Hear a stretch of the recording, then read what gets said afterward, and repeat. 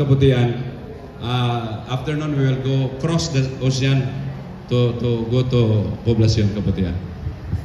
Good morning, everyone. We're happy to see you around. We want to see a lot more of our young people to really get involved with the evangelistic activities. I hope you will recruit more and tell them that it is the right time, the right time to join this activity. Okay? Huwag mo nang maganahan, don't engage mo ng sweetheart. You understand? No, I intende, ha? No, they don't speak Spanish also. But at least concentrate on yung 1,000. Pastor, did you know that when I was a district leader before, 30 years back, Bato Santander was considered as the hardest territory.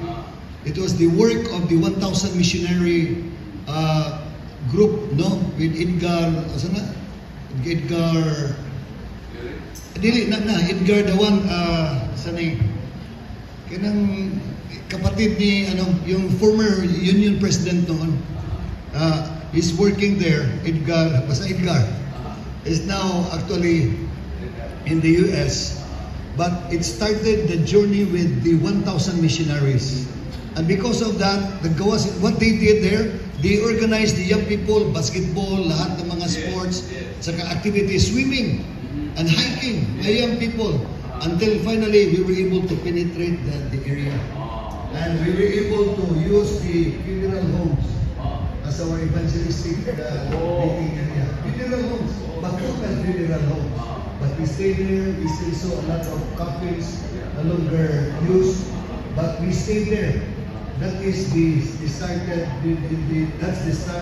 starting of the work there in southern Cebu area. Okay?